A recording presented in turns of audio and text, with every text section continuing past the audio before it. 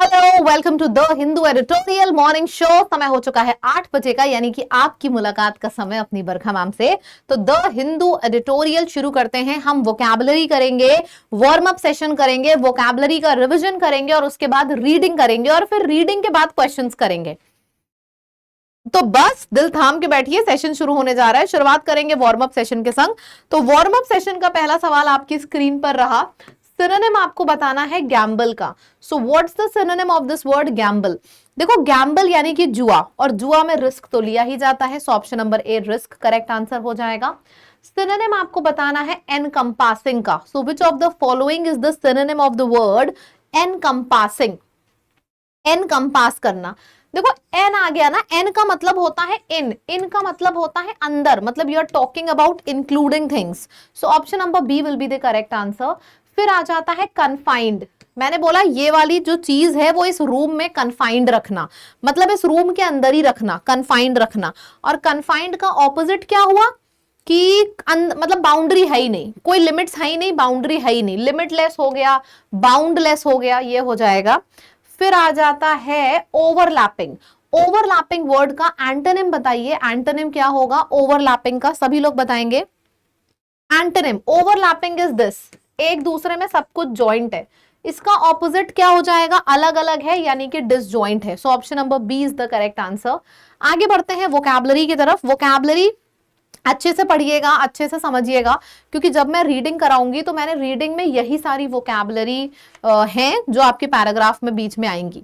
सबसे पहला वर्ड है फरलॉ। इसका मतलब क्या होता है? कोई कैदी है, जेल में कैद है, उसको थोड़े देर के लिए टेम्पररी किसी रीजन की वजह से रिलीज किया गया है। जैसे कि फॉर एग्जांपल किसी के फादर को हार्ट अटैक आ गया, उनके पास थोड़ा सा समय है, तो उसको एक इंपॉर्टेंट काम से कुछ दिन के लिए बाहर भेजा गया है।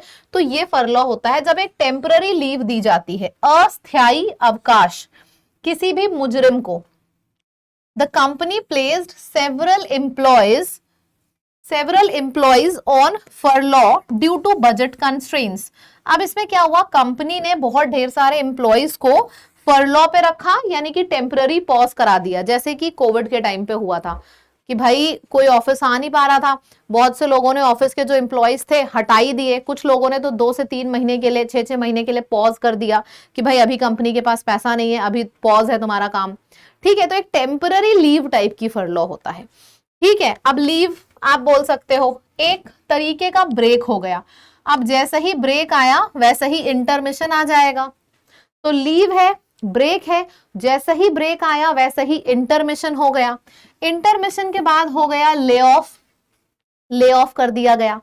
फिर आ जाएगा हियाटस। अच्छा देखो, ये वर्ड एक इंपॉर्टेंट वर्ड है, यहाँ पे ऐसे करके स्टार बना लो। इसको याद करने की मैं एक ट्रिक भी आपको बता रही हूँ।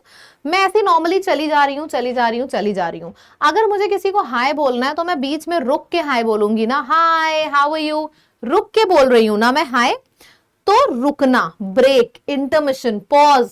हाय बोलने के लिए रुका, कोई सामने मेरा फ्रेंड खड़ा है, मैं ऐसे चली जा रही हूँ हाय, ऐसा नहीं होगा, मैं रुक के हाय बोलूंगी। सो हाय बोलने के लिए इंसान को रुकना पड़ता है, पॉज लेना पड़ता है, ब्रेक लेना पड़ता है। सो हाय से हियाटस याद रख लीजिएगा।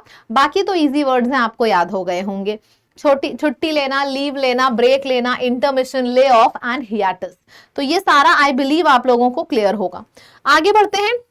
इसका ऑपोजिट क्या हो जाएगा? एक तरफ आपने ब्रेक ले लिया, पॉज ले लिया, दूसरी तरफ क्या हो जाएगा? आप कंटिन्यू हो अपने काम पे, मतलब आपने एक तरफ जो एम्प्लॉइज थे उनको हटा दिया, दूसरी तरफ रोक के रखा। अब एम्प्लॉइज को रोक के रखा मतलब कि आपने एम्प्लॉइज को रिटेन करके रखा। रोक के रखने को रिटेन करना बोलते हैं। कई बार कंपनीज में क्या होता है, बोला गया है कि एम्प्लॉइज को 2 लाख रुपए देंगे, लेकिन वो 2 लाख आपको तभी मिलेंगे जब 1 साल आप मेरी कंपनी में रुकोगे। तो इसको बोलते हैं 2 लाख रुपए मिलेंगे, लेकिन अगर एम्प्लॉय ने 1 साल तक रिटेन रह गया, रुक गया, तो मिलेंगे। ऊपर वाले में छोड़ रहा था, लीव हो रही थी, नीचे वाले में रिटेंशन है, कमिटमेंट है, रिटर्न है, वापस आना है। तो ये सारे इसके सिनोनिम और ऑपोजिट हो गए। नेक्स्ट वर्ड है हमारा डीकंजेस्टिंग। अच्छा इसको देखो, एक कमरे में कितने लोग भरे पड़े हैं, तो जब बहुत ज्यादा लोग भरे पड़े हैं तो बोलेंगे बहुत कंजेशन है रूम में। डीकंजेशन मतलब सब अलग अलग हो गए, कंजेशन मतलब एक रूम में सब भरे हुए हैं, डीकंजेशन मतलब सब अलग अलग हो गए हैं। ठीक है, रिड्यूसिंग क्राउडिंग और क्लियरिंग, मतलब एक रूम में लोग भरे हैं, उसका ऑपोजिट क्या हो गया, खाली हो गए, क्लियरिंग, अलग अलग।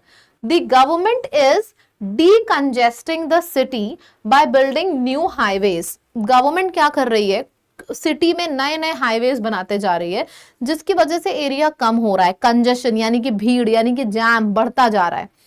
ठीक है, क्लियर है, कंजेशन मतलब भीड़, जाम, डीकंजेशन मतलब रास्ता को क्लियर कर देना, पाथवे को इजी कर देना। सो क्लियर हो गया, ईज हो गया। रिलीविंग, रिलीविंग का भी मतलब होता है कि लोगों को कमी करना, कंजेशन कम करना। ब्लॉक मतलब बिल्कुल ठसा हुआ है, भरा हुआ है। अनब्लॉकिंग मतलब फिर से हो गया, लोगों को रिलीज करना। एलिविएटिंग का भी मतलब हो जाएगा जो इतनी भीड़ है वो धीरे धीरे करके कम हो रही है, सो दैट इज एलिविएटिंग। फिर हो जाएगा स्ट्रीमलाइनिंग, एक प्रोसेस में ऐसे करके आपने लगा दिया है, मतलब एक स्ट्रीमलाइन कर दिया है, सो दिस इज स्ट्रीमलाइनिंग। ठीक है, अच्छा ऑपोजिट क्या होगा, एक समय क्या है, लोग भरे पड़े हैं, भरे पड़े का ऑपोजिट होता है खाली, तो डीकंजेशन का मतलब खाली होता है। अब खाली का ऑपोजिट क्या हुआ, फिर से क्राउडेड, भीड़, एक जगह पे लोग भरे हैं मतलब क्लटर्ड हैं, क्लटर्ड का भी मतलब तो होता है भरे हुए हैं, कंजेशन है, तो क्राउडिंग, क्लटरिंग, कंजेशन। सी से शुरू होने वाले 3 वर्ड्स नहीं, इनफैक्ट सी से शुरू होने वाले 4 वर्ड्स हैं। एक तो क्राउड से बना है, क्राउडिंग हो गया, कंजेशन हो गया, क्लटरिंग हो गया और क्लॉगिंग हो गया। तो जैसे मैं आपसे पूछूं कि भाई सी से शुरू होने वाले 4 वर्ड्स बताइए जिसका मतलब होता है भीड़, तो crowding, congestion, clouding, congestion, clogging और क्लटर्ड, ये हो जाएगा। ठीक है, जैम है। चलो अच्छा, ये दोनों एक्स्ट्रा इंफॉर्मेशन देखते हैं। एलिवेटिंग, एलिवेटिंग का मतलब ये होता है, एलिवेटिंग, राइजिंग, ऊपर की तरफ। एंड लेविटेशन का मतलब क्या होता है, फ्लोटिंग। दोनों में डिफरेंस है पर लगभग लगभग सिमिलर साउंड के थे, तो मैंने साथ में रख दिया। ठीक है, चलो मैं बीच में पूछूंगी, सी से शुरू होने वाले 4 वर्ड्स बताओ जिसका मतलब होता है भीड़, क्राउड, आपको बताने होंगे सारे। फिर आ जाता है मूटेड। देखो मूट वर्ड का मतलब होता है सजेशन देना, एक प्रपोजल देना, तो that's the meaning of the word mooted. I am suggesting something, I am mooting something, तो मूटेड हो गया, प्रपोजल हो गया, सजेशन हो गया, कुछ चीजें आपस में डिस्कस करना, तो डिस्कशन हो गया। डिबेट करने से रिलेटेड है तो डिबेटेबल हो गया। ठीक है, A new policy was mooted during the meeting, मतलब एक नई पॉलिसी का डिस्कशन हुआ था। जब हम कोई चीज आपस में डिस्कस करते हैं, आपस में एक दूसरे को सजेशन देते हैं, सो डिस्कशन हो गया, सजेशन हो गया, mooted हो गया, ये सारे वर्ड्स हो गए। ठीक है, चलो अब क्या हो गया, डिस्कशन से बना है प्रपोजल हो गया, प्रपोजल के बाद सजेस्टेड हो गया, सो प्रपोजल एक वर्ड है, दूसरा वर्ड हो गया आपका सजेस्टेड हो गया। ठीक है, फिर आपका हो गया एडवोकेट। इन सब का मतलब होता है आपस में डिस्कशन करना, सजेशन, डिस्कशन, तो ये सब हो गया। रिकमेंडेड वर्ड का भी मतलब यही होता है, it's a kind of, you can call it, मतलब कोई डिस्कशन है, मूटिंग इज डिस्कशन। मूट ओवर करने का भी मतलब होता है डिस्कशन करना, इट्स अ नाइस वर्ड। अच्छा, एक तरफ आप डिस्कस कर रहे हो, डिस्कस कब किया जाता है, आप बताओ। डिस्कस तब किया जाता है जब कोई चीजें डिसाइडेड ना हो, तो डिसाइडेड ना हो का ऑपोजिट क्या होता है, डिसाइडेड होना। तो डिसाइडेड है, श्योर है, सर्टेन है, डिसमिस्ड है, ये सारा ऑपोजिट हो जाएगा। म्यूटेड वर्ड का मतलब होता है डिस्कशन, मतलब समझो MOOTED, म्यूटेड का मतलब होता है आपस में डिस्कशन चल रहा है। और म्यूटेड का मतलब क्या होता है, म्यूट, आवाज को पॉज करना। रूटेड वर्ड का क्या मतलब होता है, जब कोई चीज रूट से अटैच्ड होती है। फिर है लूटेड, लूटेड वर्ड बना है लूट से, लूट का मतलब होता है चोरी चकारी। आगे बढ़ते हैं, कंजेशन, कंजेशन ये है अभी अभी, चलो ये बहुत बढ़िया चीज हो गई। कंजेशन का मतलब होता है भीड़ भाड़। तो सी से शुरू होने वाले 4 शब्द आप मुझे बताइए, जिसमें से एक तो मैंने बताई दिया है कंजेशन, बाकी आप बताइए। कंजेशन अभी अभी हमने जस्ट अभी किया है, सी से शुरू होने वाले 4 वर्ड्स, एक तो मैंने बताई दिया है कंजेशन, बाकी के 3 वर्ड्स आप बताइए।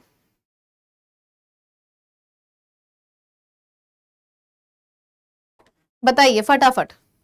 नाइस, क्या हो गया, क्राउडिंग, मतलब बहुत भीड़ है, सो क्राउडिंग हो गया। क्लटर्ड हो गया, क्लॉगिंग हो गया, इतने वर्ड्स हमने सीख लिए। कंजेशन हो गया, एकदम जैम है, ओवर क्राउडेड है, ठीक है, ये हमने पढ़ा हुआ है। इसको ऑपोजिट क्या हो गया, भीड़ कम है, रास्ता क्लियर है, इजी है, जो हमने अभी ऑलरेडी किया है वो हो गया। अच्छा यहाँ पे समझना कंजेशन, क्योंकि यहाँ पे ऑलरेडी लिखा हुआ था तो मैंने सोचा कंजेशन से रिलेटेड वर्ड कंजेनियल भी लिख दूं। मुझे ऐसा लगा शायद आप कंफ्यूज हो सकते हो तो मैंने लिख दिया। इसका मतलब होता है प्लीजेंट, ठीक है, फ्रेंडली, फ्रेंडली होना बिहेवियर में, प्लेजेंट होना, सो दैट्स द मीनिंग। चलो कॉन्फिडेंस बूस्टर करते हैं। सो कॉन्फिडेंस बूस्टर का पहला सवाल है फरलॉ। सो फरलॉ वर्ड का मतलब होता है, आपको सिनोनिम बताना है फरलॉ वर्ड का। 4 ऑप्शंस हैं आपके पास, ठीक है। अब कॉन्फिडेंस बूस्टर है, मुझे पता है कि आपको सब याद है, पर बारी इसकी नहीं है कि मुझे पता है कि नहीं, बात यह है कि आपको भरोसा है कि नहीं अपने ऊपर। तो जल्दी से इस क्वेश्चन का आंसर ले लो। इसको हम क्या बोलते हैं, इसको हम बोलते हैं लीव, ठीक है, छुट्टी। एक HI से शुरू होने वाला वर्ड है, वो भी सब लोग कमेंट करके बताना। अपनी स्पीड में कमेंट करो, वीडियो तेज लगे स्पीड धीरे कर लो, पॉज कर दो, आपके ऊपर है, लेकिन इस वीडियो का कचूमड़ निकाल दो। मतलब इस तरीके से जहां जहां रोकना है, पॉज करना है, स्पीड तेज करनी है, स्पीड धीरे करनी है, सब करो, लेकिन कहते हैं ना कचूमड़ निकाल देना, कि इसके अंदर जो कुछ भी है निचोड़ के सारी इंफॉर्मेशन ले लो। Yes, the meaning of the word is hiatus, perfect. फिर आ जाएगा mooted. So there is a difference between mooted and muted, ठीक है। म्यूटेड और म्यूटेड में डिफरेंस है। म्यूटेड वर्ड म्यूट से बना है, यानी कि आवाज कम करना। म्यूटेड का मतलब हो जाएगा डिस्कशन करना, बहुत बढ़िया, डिबेट करना। डीकंजेस्टिंग, इसका ऑपोजिट बताना है। डीकंजेस्टिंग इज क्राउड कम करना। सो क्राउड कम करने का ऑपोजिट क्या होगा, क्राउड बढ़ाना। एक तो यहां पे लिख दिया है आंसर, बाकी के 3 आप बताओ। सी से शुरू होने वाले 4 हैं, एक तो हो गया क्राउडिंग, मैंने मेंशन कर दिया है। बाकी सी से शुरू होने वाले 3 हैं, वो आप बताओ क्या होगा। सी से शुरू होने वाले 3 हैं, वो आप बताओ क्या होगा, सभी लोग बताओ, बताओ सभी लोग बताओ।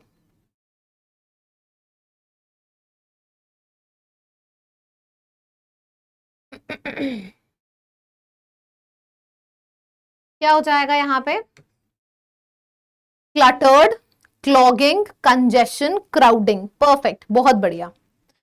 एक लास्ट वर्ड है, इसको भी कर लो, कंजेशन इज, बहुत इजी है, ऑप्शन नंबर बी, क्लैरिटी। अब हम लोग अपनी रीडिंग शुरू करते हैं। तो टैगलाइन है आपकी प्रिजनर्स, प्रिजनर्स के ऊपर टैग्स लगाए जा रहे हैं, उसके ऊपर पैसेज है। एक वायबल मीन है ऑफ डीकंजेस्टिंग।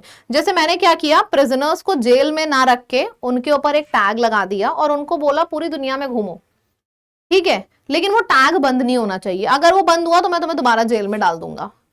मतलब है खुले में जेल बना दी, तो उससे क्या हुआ, जेल में भीड़ थोड़ी कम हो गई। तो दैट इज टैग लगाना प्रिजनर्स के ऊपर, उसके ऊपर पैसेज है। चलो इसको थोड़ा सा ऊपर कर दूं ताकि आप लोगों को पूरा का पूरा पैसेज दिखे, बढ़िया से आप लोग पढ़ लो इसको, ठीक है। चलो अब इसको पढ़ो, मैं एकदम साइड में हूं, आप इसका स्क्रीनशॉट लो, चाहे वीडियो को पॉज कर दो, आराम से पढ़ो। मैं जा रही हूं मीनिंग बताने, लेकिन आप जब पढ़ लेना तभी मीनिंग इसका समझना, बीच में पॉज रखना थोड़ी देर के लिए। The suggestion for the introduction of electronic tracking of prisoners granted payroll और फरलॉ।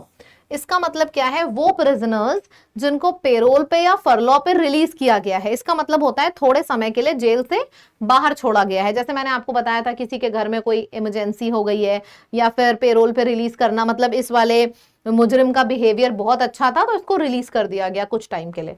तो आज का पैसेज उन प्रिजनर्स के ऊपर है जिनको रिलीज कर दिया गया है थोड़ी देर के लिए। ये डिस्कशन हो रहा है, सजेशन दिया जा रहा है कि इलेक्ट्रॉनिक ट्रैकिंग डिवाइसेस जो हैं उनके ऊपर लगाई जाए, में merit consideration as a viable mean of decongesting prisoners, जिसके प्रिजन्स, इसकी वजह से एक और चीज होगी कि जेल में जो इतनी भीड़ है वो कम होगी। जैसे मुजरिम को बाहर निकाल दिया गया लेकिन उसके ऊपर एक ट्रैकिंग डिवाइस लगा दी गई, तो उससे पता चल रहा है कि वो कहाँ है, क्या कर रहा है। The idea of having a pilot program to make under trials. Pilot programme का मतलब होता है कोई बड़ी चीज लॉन्च करने से पहले एक प्रोग्राम लॉन्च किया जाता है, that's a pilot programme. Who pose low or moderate risk wear devices that will track and restrict their movements. मतलब कि उनके जो मुजरिम होंगे जो बाहर हैं प्रिजनर्स, उनके मूवमेंट्स को ट्रैक करेगा, और रिस्ट्रिक्ट कर देगा कि भाई तुम इससे आगे नहीं जा सकते हो, ये सारी चीजें उसमें होंगी ट्रैकर में, restrict their movements has been mooted। ये सारी चीजें डिस्कस करी गई हैं एक रिसर्च रिपोर्ट में, सुप्रीम कोर्ट ऑफ इंडिया की रिसर्च एंड प्लानिंग रिपोर्ट में। ये ऐसा पहली बार नहीं हुआ है कि हम इलेक्ट्रॉनिक ट्रैकिंग डिवाइस का यूज कंसिडर कर रहे हैं। Model prisons and correctional service act, ये एक एक्ट का नाम है, 2023 में आया था। इसमें एक प्रोविजन था जिसमें लिखा था कि जो प्रिजनर्स हैं उनको हम प्रिजन से लीव ग्रांट कर सकते हैं एक कंडीशन के ऊपर कि वो इस इलेक्ट्रॉनिक ट्रैकिंग डिवाइस को पहनेंगे खुद से, सो दैट देयर मूवमेंट, जिसकी वजह से जो उनके मूवमेंट है, एक्टिविटीज हैं, उसको हम लोग अच्छे से मॉनिटर कर पाए। It speaks of cancelling the leave, और अगर उस बंदे ने अपना ट्रैकिंग डिवाइस हटाया है तो उसकी लीव कैंसिल हो जाएगी अगर तुम वायलेट कर रहे हो तो। Study points out that Odisha, study ये दिखाती है कि ओडिशा में ऐसा पहला स्टेट है जहां पे ये ट्रैकिंग डिवाइस का इंट्रोडक्शन हुआ था, इलेक्ट्रॉनिक ट्रैकर्स अंडर ट्रायल्स लिए गए थे। Non heinous offences, non heinous offences मतलब ये ट्रायल प्रिजनर क्रिमिनल्स के ऊपर ही लिए गए थे, लेकिन वो कहते हैं ना, दो तरीके के क्रिमिनल होते हैं, एक बहुत बड़ा कांड किया है, एक छोटा मोटा चोरी की है। तो ये जो नॉन हीनियस, नॉन घिनौने क्राइम थे, उनके ऊपर इसका ट्रायल हुआ था ओडिशा में। तो ये आपकी एक इंपॉर्टेंट करंट अफेयर की भी न्यूज है कि ये जो ट्रैकर्स हैं जो प्रिजनर्स के ऊपर लगाए जाते हैं, पहली बार कहाँ इंट्रोड्यूस हुए, ओडिशा में। किन के ऊपर इंट्रोड्यूस हुए? दो तरीके के क्रिमिनल होते हैं, एक जो बहुत ज्यादा गलत, बहुत ही हीनियस घिनौना क्राइम किया होता है, दूसरे वो जिन्होंने छोटा मोटा क्राइम किया होता है। तो ये इंट्रोड्यूस किया गया था उनके ऊपर जिन्होंने, आप ये बोल सकते हो कि छोटा मोटा क्राइम किया था। ठीक है, तो ये हमारी पूरी समरी है। समरी क्लियर हो रही है सबको? यहाँ पे लिख के बताते हैं। तो समरी में क्या चल रहा है? सबसे पहले तो ये चल रहा है कि जो इलेक्ट्रॉनिक ट्रैकिंग डिवाइसेस हैं वो प्रिजनर्स के ऊपर लगाने की बात हो रही है। इससे क्या होगा? जेल में भीड़ कम हो जाएगी। और ये ट्रैकिंग डिवाइस की दो नियम है। सबसे पहले, तुम विलिंगली अपने ऊपर लगवाओ, कभी हटा नहीं सकते हो। अगर तुम हटाओगे तो तुम्हारा पेरोल और फरलॉ कैंसिल हो जाएगा, तुम्हें वापस जेल में डाल दिया जाएगा। ठीक है, बोला जा रहा है 23 में ये रूल आया था, एक्ट आया था, ऐसा पहली बार नहीं हुआ है। उड़ीसा पहला स्टेट है जहां पे ये हुआ है। और बहुत ही ज्यादा जो डरावने भयंकर क्रिमिनल्स हैं उनके ऊपर ट्रायल नहीं लिया गया कि एकदम से छोड़ दिया गया। नॉन हीनियस, नॉन घिनौने क्राइम करने वाले जो क्रिमिनल्स थे उनके ऊपर ये ट्रायल हुआ है।